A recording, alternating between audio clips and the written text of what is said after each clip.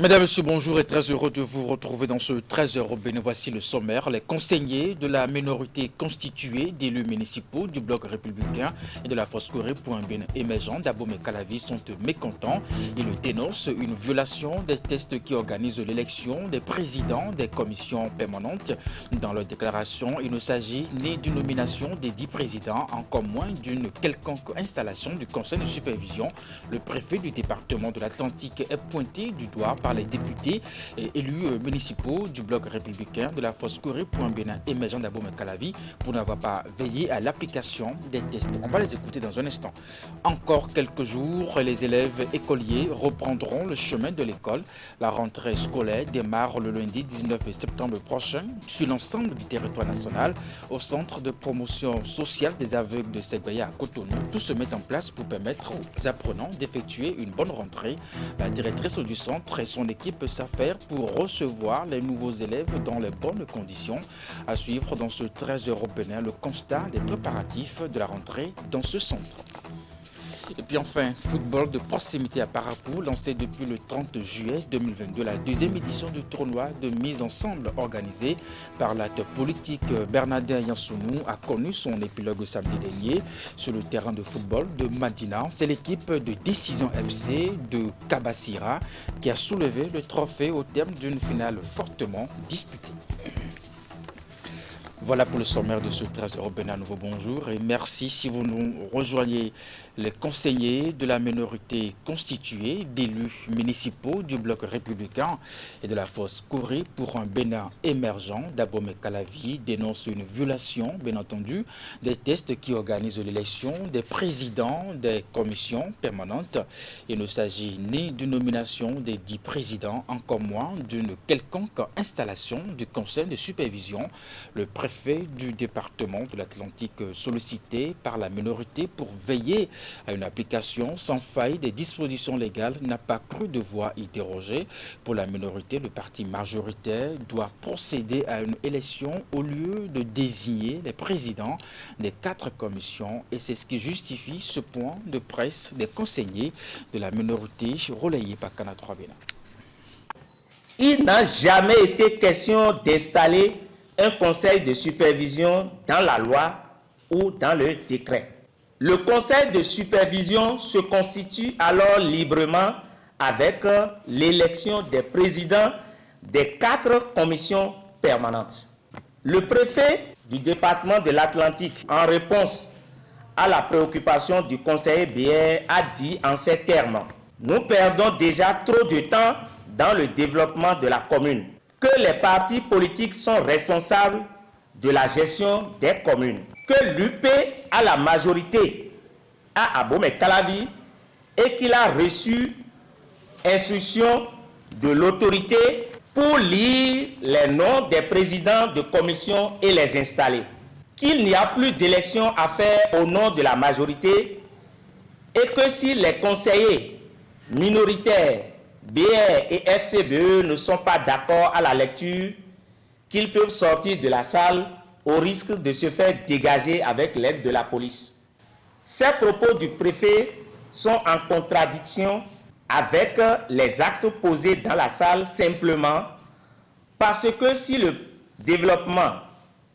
de la commune d'Abomey Calavi est problématique, ce n'est pas de la responsabilité de la minorité constituée des élus BR et FCBE, mais de la mauvaise gestion des dirigeants de la majorité UP d'Abomey Calavi. Selon le préfet, les partis politiques sont responsables de la gestion des communes. Quelle est alors l'appréciation du préfet dans les réformes actuelles qui séparent les fonctions politiques des fonctions purement administratives et techniques au niveau de nos communes? Le préfet a aussi dit que l'UP a la majorité et qu'il a été instruit pour lire les noms des présidents de commission. Chers journalistes, voilà un préfet qui doit veiller au respect de la loi et qui vient dans sa tenue de commandement violer la loi. Dans sa tenue de commandement, le préfet veut utiliser la force républicaine pour dégager des élus qui ne demandent que le respect et la conformité à la loi. Cela est vraiment inquiétant.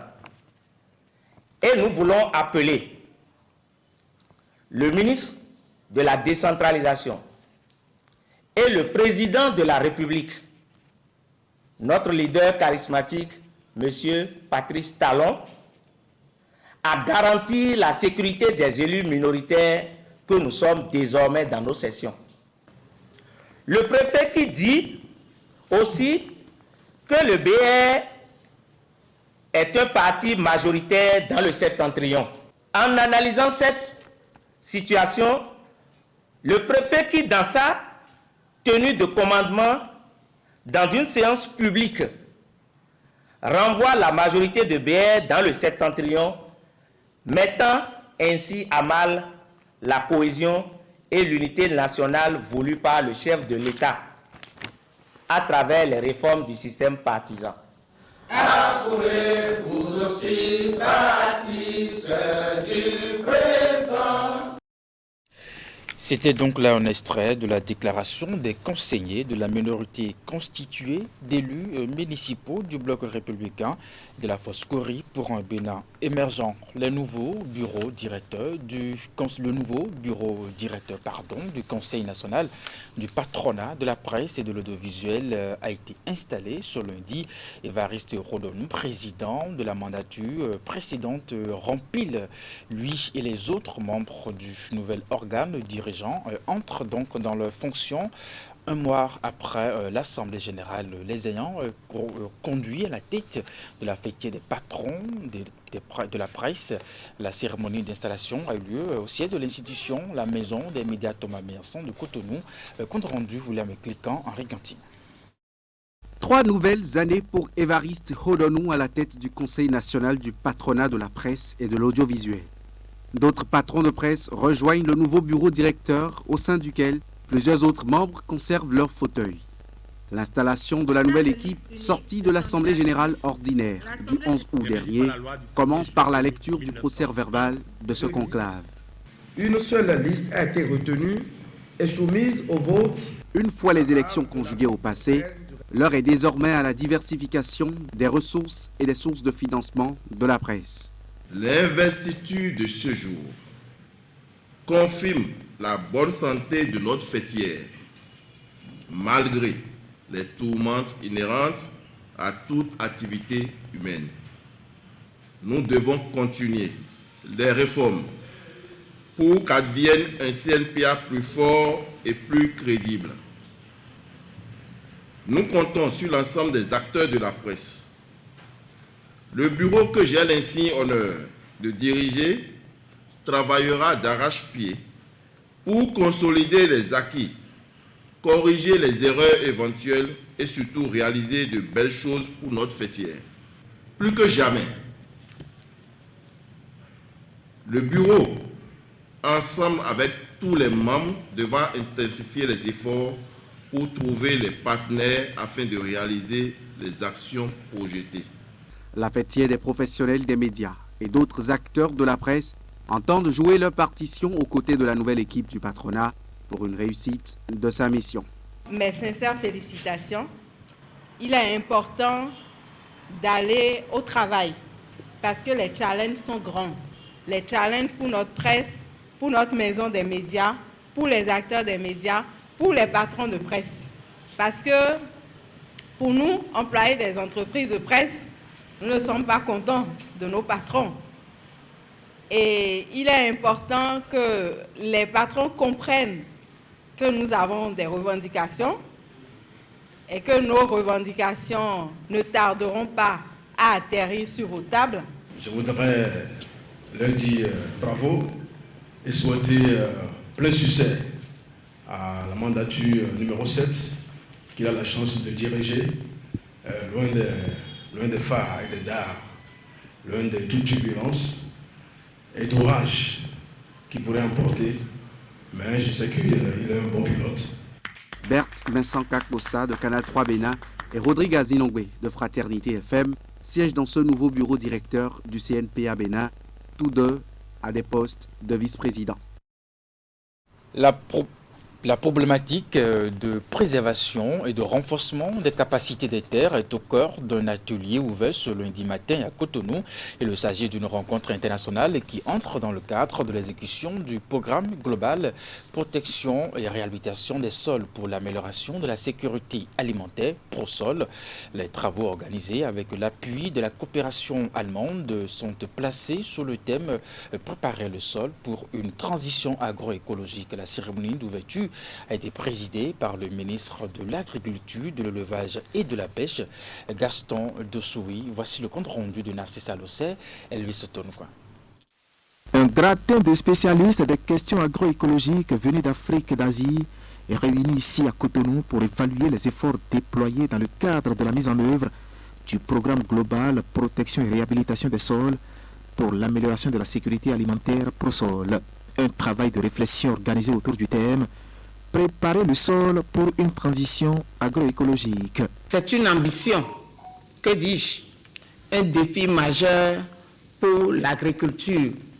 Au regard des dernières catastrophes écologiques observées au niveau mondial, à savoir les inondations, les sécheresses, les extrêmes thermiques, etc., la transition agroécologique devient une obligation pour nos pays.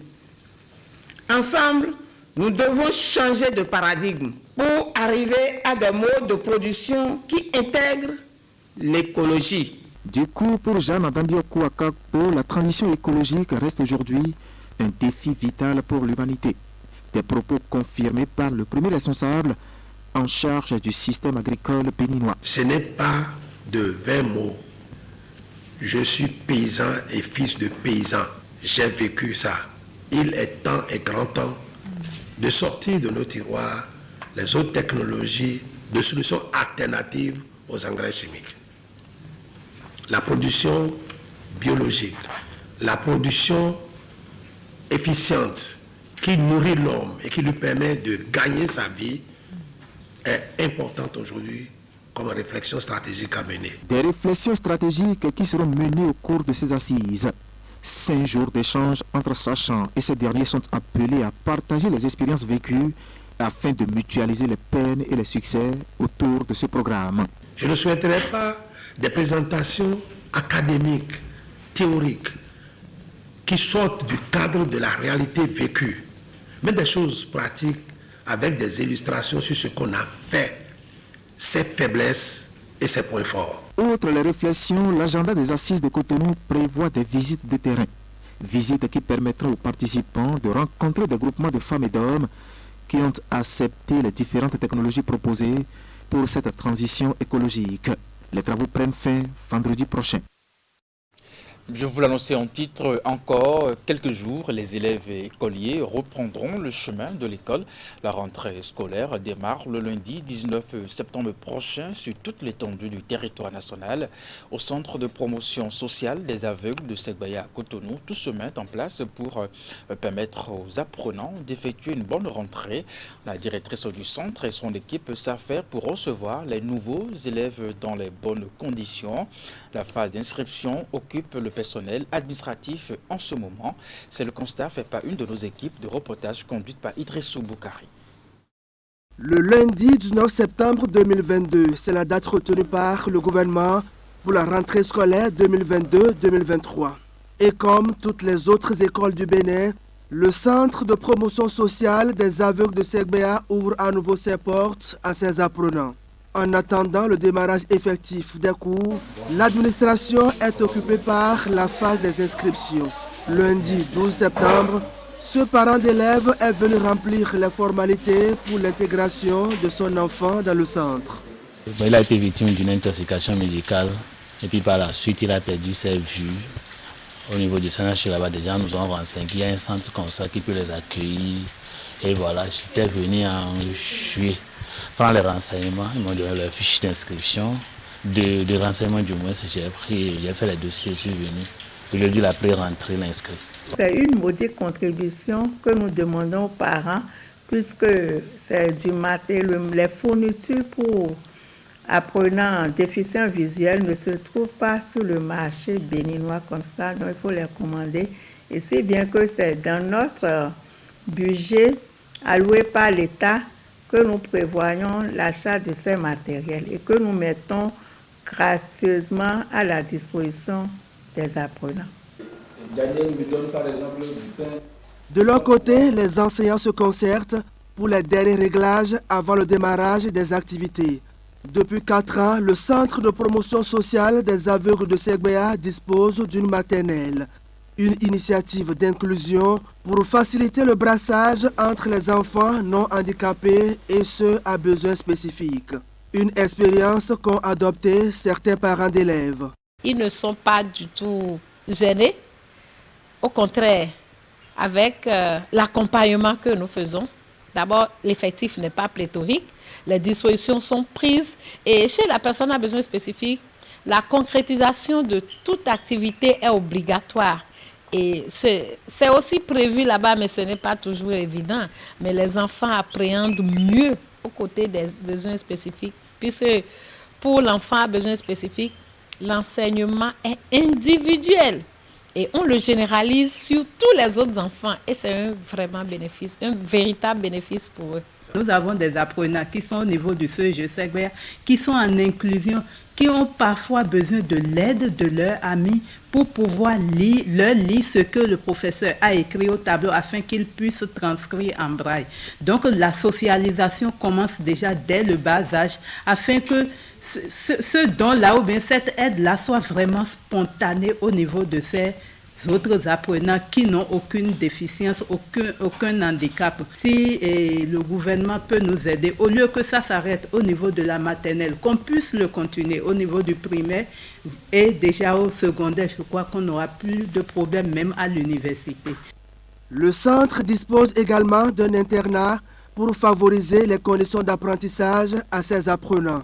Les conditions pour y accéder sont bien déterminées. La priorisation, c'est vraiment les enfants dont les parents vivent très loin, très éloignés de Cotonou. Donc Cotonou est environ quittant par exemple Komé, Dogbo ou autres, pour vraiment permettre à ces enfants d'avoir vraiment le droit à l'inscription et pouvoir rester dans un cadre adéquat pour pouvoir vraiment suivre l'éducation, suivre l'enseignement que les professeurs et les maîtres leur donnent. La plus grande difficulté des apprenants, c'est là au moment où un apprenant a plusieurs handicaps. Et à part la cécité, il y a d'autres qui ont des handicaps associés. Et c'est ça qui fait que certains enfants n'arrivent pas vite à assimiler le message véhiculé par les cours. Le Centre de promotion sociale des aveugles de Segbea est prêt pour accueillir ses apprenants dès lundi prochain. La cour est déjà mise au propre et les salles de classe sont apprêtées. Aux derniers examens de fin d'année scolaire, le centre a obtenu de meilleurs résultats. Et puis nous restons toujours dans l'esprit de la rentrée. Vous le savez, il y a forcément un lot d'investissement pour les parents d'élèves. Dans le rang de ces parents d'élèves, certains bénéficient d'une facilité de financement de la scolarité de leurs enfants, facilitée en fait par des structures bancaires à travers un prêt. Il s'agit d'un produit dénommé prêt scolaire. Alors, qui peut en bénéficier mieux? Quels sont les avantages de ce produit pour les parents d'élèves? Voici le reportage.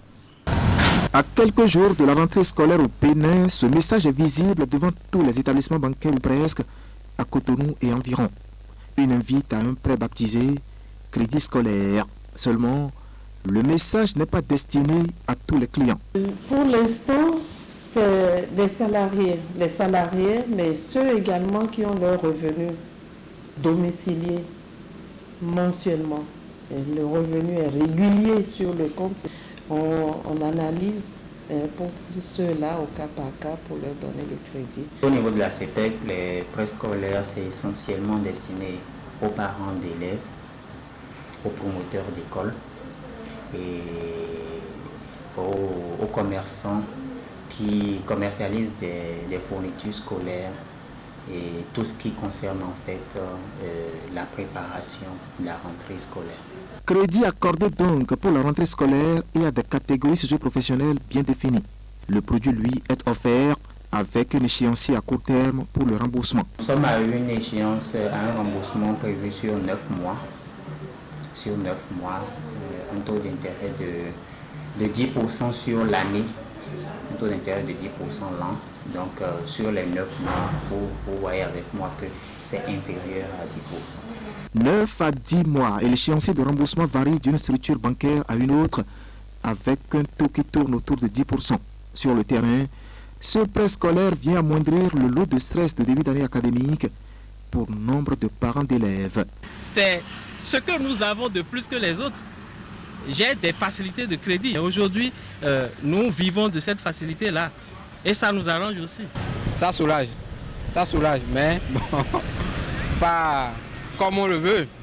Si on avait subi une augmentation, vous voyez qu'on va demander plus pour régler les petits problèmes là. Mais c'est dans la mesure du... Enfin, quand tu regardes ta cagnotte, tout ce qui t'attend, tu ne peux pas demander beaucoup. Surtout que le salaire n'a pas augmenté. Donc il faut rester dans la marge pour... Vous avez entendu marge. Comprenez la fourchette de montants accordés aux souscripteurs. Nos prêts scolaires partent de 50 000 à 5 millions. Le prêt scolaire chez nous, c'est le salaire x3. Le salaire net du client x3. Si vous avez un salaire de 5 millions, vous pouvez aller jusqu'à 15 millions. Le prêt scolaire est donc accordé non pas à la tête mais à la poche du client. Pour la plupart du temps, les bénéficiaires sont en délicatesse avec sa gestion. Souvent, les gens, depuis 3 ou 4 mois, ils ont commencé par donner des prêts scolaires. Mais il y a des trous où d'autres parents, et c'est difficile, ils n'arrivent pas. Déjà, moi je n'ai pas fait de prêt, je ne peux même pas le faire parce que je ne suis pas fonctionnaire. Mais d'autres fonctionnaires ont fait, mais ils n'en ont pas aujourd'hui. Ils injectent ça ailleurs, ils attendent peut-être le salaire. Peut-être comme c'est le 30 aujourd'hui, d'autres vont prendre ça et vont colmater les brèches pour pouvoir mettre l'enfant quand même à l'école, premier temps, et peut-être suivre le reste, quoi. Et lorsque je fais mon crédit et je dépense cet argent comme je veux, c'est normal qu'à l'approche de la rentrée, je vais commencer par courir. Donc ça, ce sont les inconvénients. Je prends un crédit, je dois investir pour avoir un retour après. Mieux investir pour éviter d'éventuels moments d'angoisse. Pour le moment, l'affluence est là et les tiroirs des établissements bancaires et autres structures de microcrédit sont bondés de dossiers de demande de prêt. Selon les statistiques, chaque institution examine en moyenne 2000 demandes de prêt scolaire par an. La rentrée approche à grands pas et plusieurs espaces sont occupés déjà pour assurer la vente des fournitures scolaires. C'est le moment pour les différents stands de boutiques de faire une bonne recette sur le terrain. Parents et élèves s'y rendent pour se procurer les fournitures nécessaires afin d'apprêter une bonne rentrée scolaire. Voici le constat dans ce reportage. Le constat est le même sur tous les stands de vente de fournitures scolaires à Abomey-Calavi. La hausse des prix des différents produits met en difficulté plus d'un. Impuissants face à ce constat, les parents d'élèves se plaignent de la flambée des coûts des articles. Ils décrivent cette situation compte tenu du contexte économique actuel. Et par rapport à l'année passée, vu l'état actuel que nous vivons, nous tous, y compris vous aussi, parce que le quotidien aujourd'hui, ce n'est pas ce qu'on dit là, hein, et on va encore flanquer les prix sur les fournitures.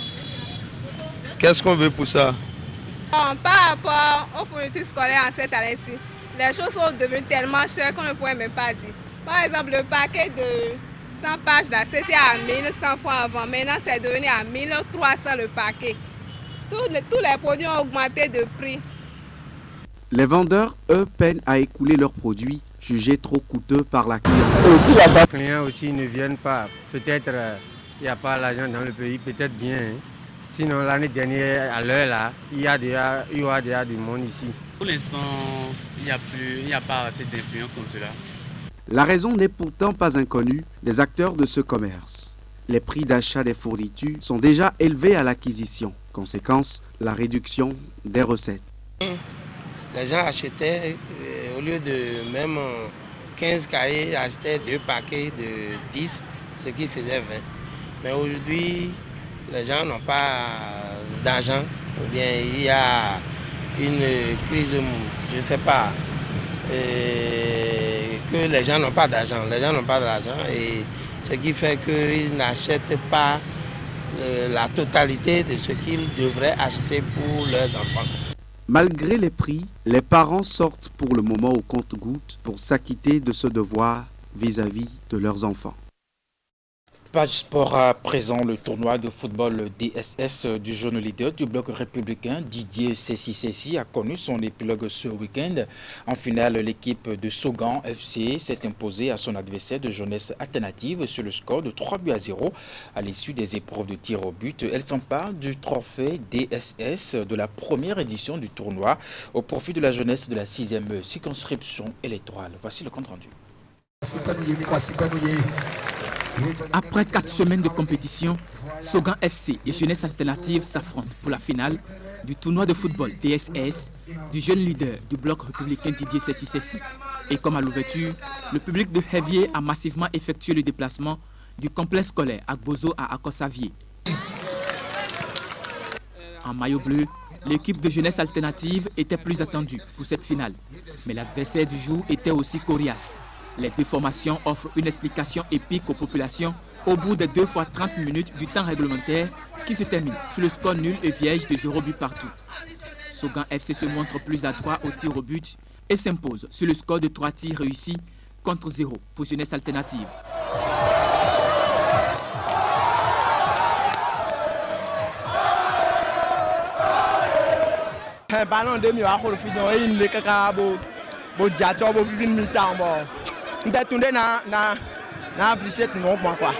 Je tiens d'abord à remercier M. Didier Sessi pour ce tournoi parce qu'il nous donne l'opportunité de montrer nos talents. Bon, je suis déçu, moi quand même je suis déçu parce qu'à la quart de finale, on n'a pas eu à jouer de pénalty, on a gagné le match. En demi-finale, on a gagné le match. L'équipe adverse d'aujourd'hui, il avait à jouer rien que des pénaltys pour être à la finale aujourd'hui. Bon, on a été au niveau pour remporter la coupe, mais ça n'a pas été ce qu'on voulait. On remercie Dieu, mais l'année prochaine, on sera encore là et on pourrait remporter la coupe. Sogan FC remporte le trophée de la première édition du tournoi DSS, plus une enveloppe financière de 200 000 francs. L'équipe finaliste malheureuse, Jeunesse Alternative, empoche quant à elle 100 000 francs, des jeux de maillot et des ballons comme le vainqueur. La 3e meilleure équipe, Massia FC, est également récompensée. Vous nous avez rendus fiers, bien qu'il y ait eu des moments d'incompréhension que nous avons su ensemble transcender pour arriver à ce point d'orgue, à cet aboutissement qu'est cette finale, et de dire bravo aux équipes sorties finalistes. Et j'encourage également celles qui, pour une raison ou une autre, n'ont pas eu la chance de se faire qualifier. Ce n'est que partie remise, car je les invite à mieux se préparer pour les éditions à venir, que je souhaite de tout cœur plus engagées et fraternelles. Je suis très heureux d'être ici aux côtés de tous les jeunes de Révier sur l'initiative de Didier Sessi pour vivre en live cette finale de la coupe qu'il a bien voulu mettre à la disposition de la population. C'est une très bonne chose et je le félicite. Je l'encourage à poursuivre l'œuvre entamée pour que la jeunesse de Révier puisse se retrouver dans tout ce que nous faisons. Le tournoi DSS est organisé pour la jeunesse de la 6e circonscription électorale. Il a réuni 16 équipes de Zé, d'Abomey-Calavi et de Soava. Pour l'apothéose, l'artiste Etodos a tenu le public en haleine.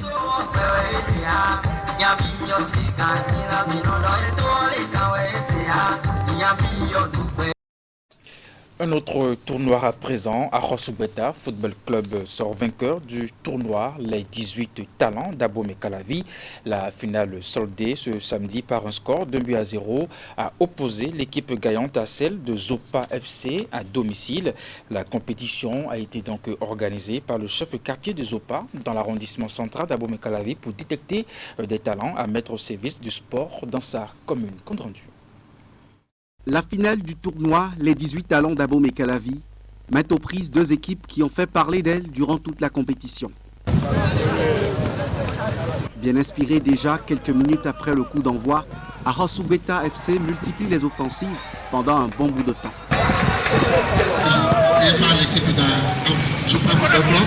Les visiteurs s'imposent à Zopa FC, l'équipe hospitalière qui, elle, ne baisse non plus la garde.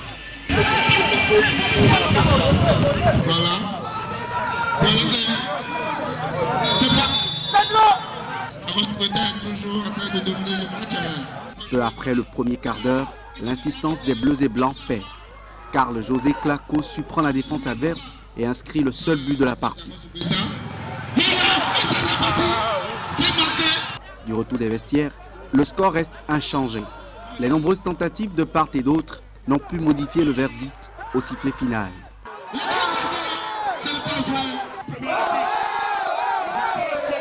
Par la plus petite des marques, Arrosugueta Football Club arrache donc la première place de ce tournoi dénommé les 18 talents d'Abomey Calavi. Bon, je suis très heureux puisque je suis le seul buteur de cette finale. Bon, j'ai pas beaucoup de mots, je vais savourer la victoire avec mes camarades et que la fête continue.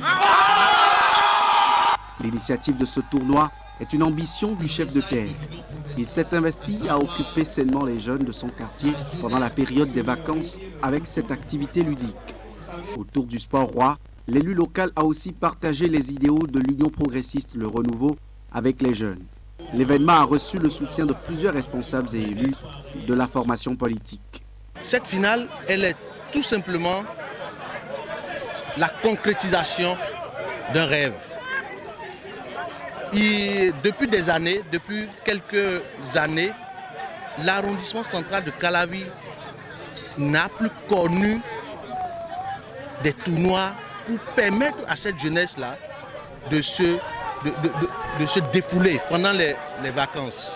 En tant qu'acteurs politiques, nous nous sommes dit, pour l'enracinement du parti, il faut réunir les jeunes autour du ballon et leur parler, les sensibiliser aux idéaux du parti Union progressiste. Aujourd'hui, nous partons satisfaits parce que cette jeunesse a compris que c'est avec l'Union progressiste que la jeunesse est prise en compte. C'est avec l'Union progressiste que la relève elle est permise. C'est quelqu'un qui véritablement fait la fierté donc, du parti parce qu'il organise beaucoup d'activités qui vont dans ce sens-là et j'ai été très satisfait. Les meilleures formations et l'équipe Fair Play sont repartis avec des trophées et plusieurs autres récompenses. Football de proximité à Parakou, lancé depuis le 30 juillet 2022, la deuxième édition du tournoi de mise ensemble organisé par l'acteur politique Bernardin Yansounou a connu son épilogue ce week-end sur le terrain de football de Madina. C'est l'équipe de Décision FC de Kabassira qui a soulevé le trophée au thème d'une finale fortement disputée. Voici le compte rendu de Jacques Degbé, Socrate à Dantolé. Décision FC de Kabassira, ici en tunique blanche, champion de la deuxième édition du tournoi de mise ensemble du président Bernardin Yansounou. Pour y arriver, le capitaine Shamsdine Baparapé et ses coéquipiers ont dû sortir le grand jeu pour arracher la victoire face à la formation de Wizé, 1-0. L'unique réalisation de la partie est l'œuvre du Dossa 10 à la 9e minute. Il va s'infiltrer.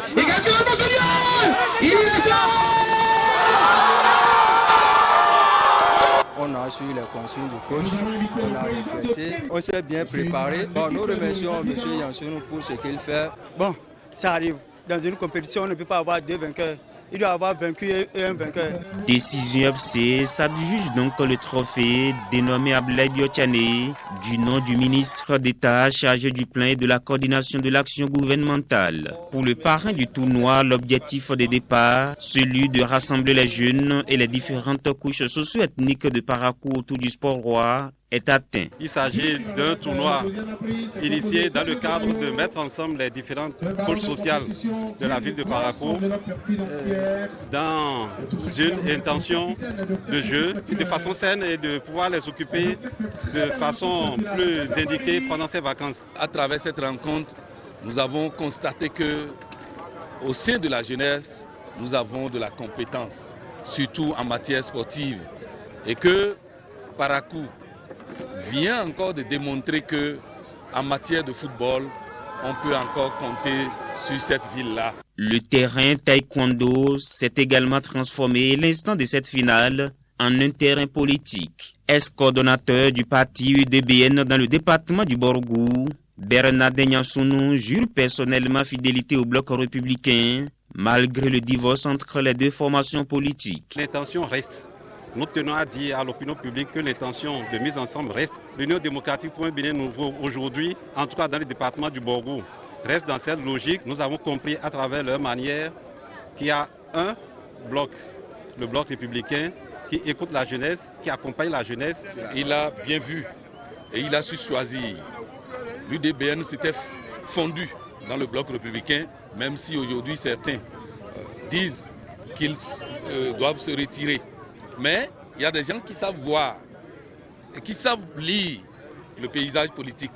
Et Nyansounou est l'un de ceux-là. Précisons qu'en levée des rideaux de la grande finale de ce tournoi, Sinan Sport a pris le dessus sur MVP au tir au but, 5 tirs à 4, lors de la petite finale.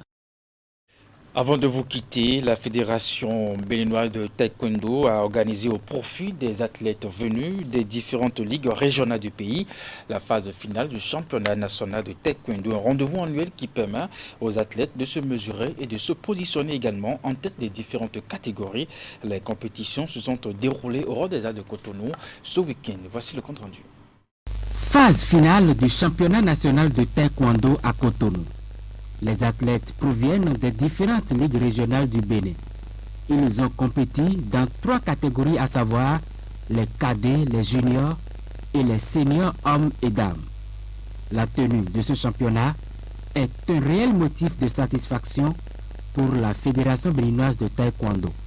Les présentes phases finales viennent clôturer le processus du championnat national qui a débuté depuis quelques mois avec les phases régionales dans les 7 ligues régionales.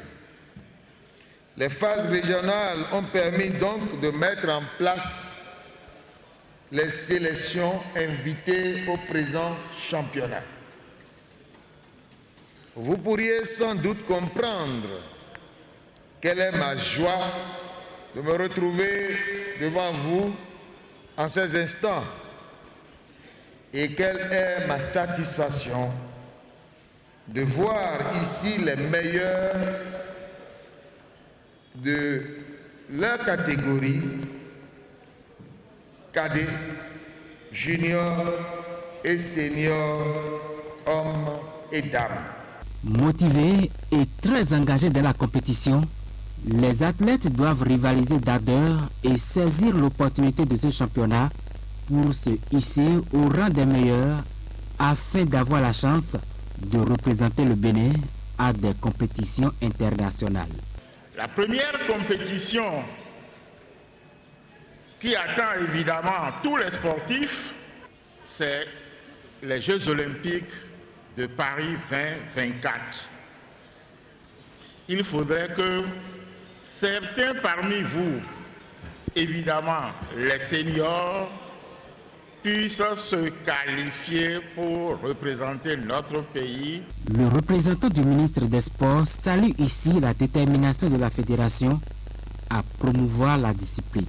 Cette année, j'aurais appris qu'aux juniors et aux seniors, vous avez ajouté les cadets.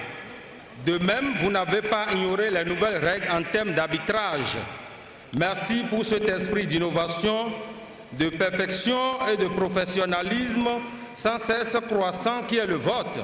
Au terme de la compétition, les champions de chaque catégorie ont reçu des médailles et des attestations. C'était pas facile, il faut beaucoup d'entraînement pour y réussir. C'est très réjouissant parce que grâce à ça, on est dans l'équipe nationale. Profitant de ce championnat, la Fédération béninoise de taekwondo, avec le soutien du Comité national olympique et sportif du Bénin, a doté toutes les ligues régionales d'équipements modernes. Ce 13h européen s'achève ainsi. Mesdames, Messieurs, merci de l'avoir suivi. Le programme se poursuit après moi sur Canal 3 Bénin. À 16h, votre bulletin d'information. 19h30, la grande édition de la soirée. Jusque-là, portez-vous bien et à très bientôt.